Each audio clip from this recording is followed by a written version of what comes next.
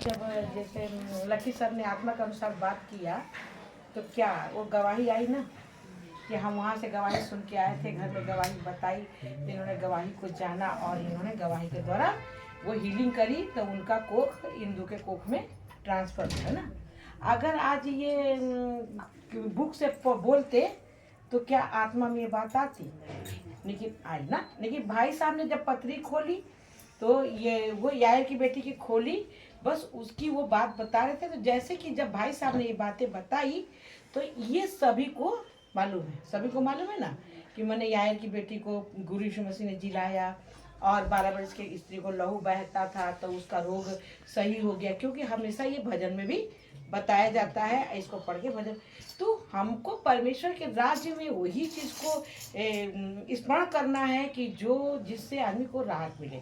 जैसे कि हमने भजन के द्वारा अभी बताया था कि अगर कोई मसीह में मर गया, ठीक, तो क्या है कि वो सो गया।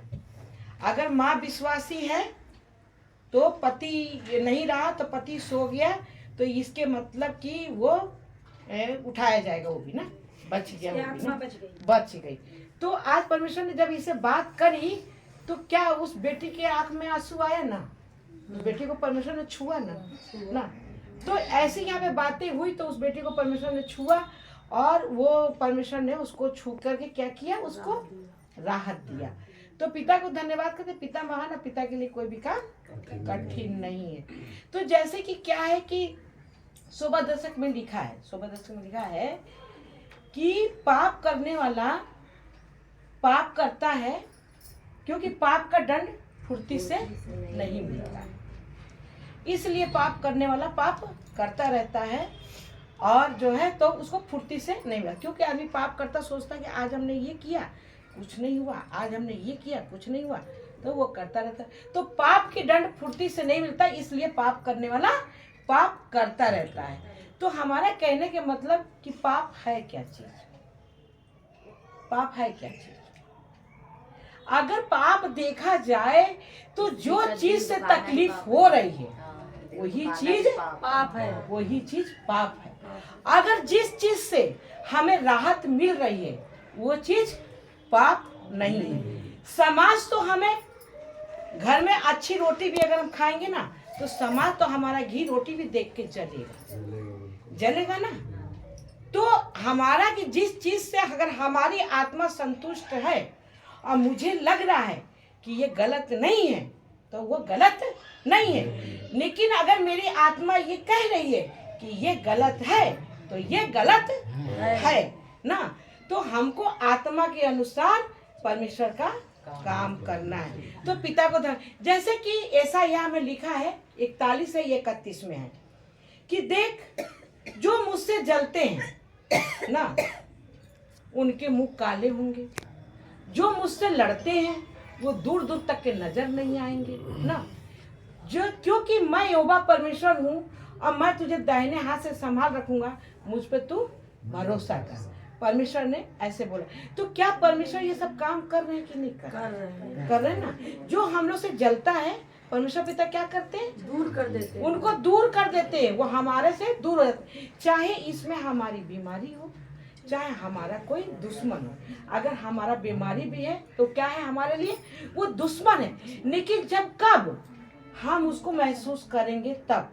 अब जैसे राम संजीवन को शुगर है, शुगर की गोली खाते हैं, उसको पाल के रखे हैं, उसको पोस के रखे हैं, उसको गोली खाते हैं, कहते डॉक्टर को। लेकिन क्या है कभी वो महसूस करते ही नहीं है कि ये मेरा दुश्मन है और ये हमारे जीवन से जा चुका है। जिस दिन अगर इन्होंने जान लिया कि ये मेरा दुश्मन है, हमारे जीवन से जा चुका, उस दिन वो चला जाएगा। क्योंकि परमेश्वर ने व्यवस्था विवरण में बोला है कि तुम ना अपनी बीमारियों को ढूंढोगे तो कहोगे कहाँ गया, दूर दूर तक चिन्ह नहीं पाओगे, गायब हो जाएगा। तो क्या वो पिता के वचन ऐसे ही है?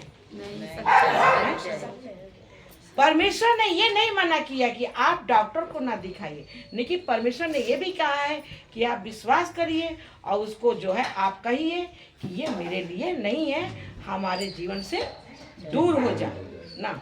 तो वो हमारे जीवन से दूर हो जाएगा।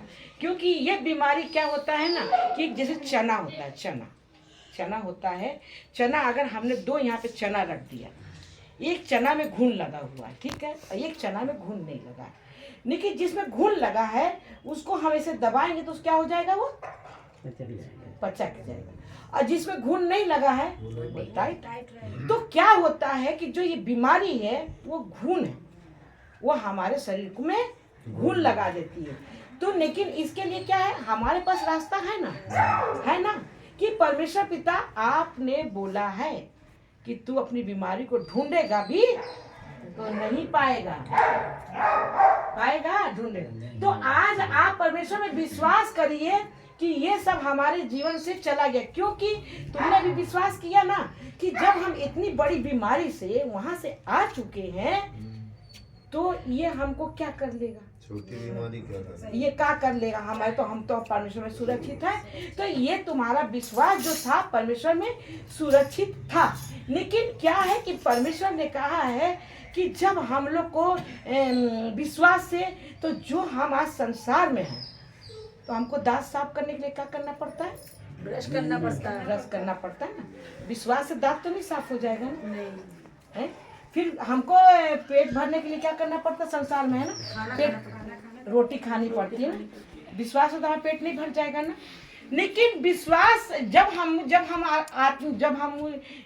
क्या बोलते, जब मेरी आत्मा बचेगी तब कोई रोटी दाल वहाँ नहीं चलेगा, कोई वहाँ रोटी दाल मंजन और साबुन नहीं चलेगा। लेकिन आज हम ये संसार में हैं तो संसार में दांत साफ करने के लिए मंजन चलेगा, नहाने के लिए साबुन चलेगा, खाने के लिए दवा चलेगा। तो दवा क्या है, दवा तो हमारे परमेश्वर ने जो औषधि बना दी, और जो परमेश्वर ने मनुष्य को बना दिया, उस मनुष्य को जो माइंड दिया, उस माइंड से परमेश्वर मनुष्य ने उस औषधि को दवा बना। भाई कैल्शियम जो बन गई, तो कैल्शियम का कहीं तो पिता ने पेड़ पौधे बनाया होगा ना, उसी से तो कैल्शियम बन रहा है ना, आयरन उसी से तो बन रहा है ना। तो ये क्या है, परमेश्वर ने जो मनुष्य को माइंड दिया है, उस माइंड से काम हो रहा है और पब्लिक बच रही। क्योंकि जब एक गाड़ी बनती है, बनाई जाती है गाड़ी, तो उस गाड़ी को क्या होता है, पेट्रोल की जरूरत पड़ती है, बिना पेट्रोल के वो गाड़ी नहीं चलेगी। लेकिन जो परमेश्वर ने जब मनुष्य ये बना दिया, तो पिता को मालूम था कि इस मनुष्य जो हम बनाए हैं इसको भी कैल्शियम चाहिए, आयरन चाहिए, विटामिन डी चाहिए, सी चाहिए, दुनिया भर के चीजें चाहिए। वो परमेश्वर ने क्या कर दिया, बना दिया। आज देखा जाए तो परमेश्वर ने हर एक चीज बनाया, पेट्रोल भी बना के दिया, आपका जो है क्या बोलते हैं पीतल, लोहा, तांबा, सब कुछ बना के दिया। परमेश्वर ने क्या नहीं करके दिया, तब परमेश्वर ने सारी चीज बनाई। और हम लोग को ये विश्वास करना है, और अगर हम कुछ भी उठाते हैं तो अगर हम ये ध्यान रखेंगे कि वाह परमेश्वर पिता, आज अगर आप गेहूं ना बनाते तो मैं आज ये रोटी कैसे बनाऊं।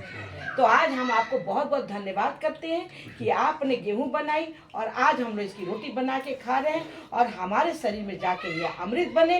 इसके लिए हम आपको बहुत बहुत धन्यवाद करते हैं ना कि पिता आप महान है। पिता आपके लिए कोई भी काम कठिन नहीं, कोई भी चीज देखा जाए तो सारा चीज परमेश्वर ने बनाया, और कोई भी चीज हम उठाएं तो परमेश्वर को धन्यवाद करें।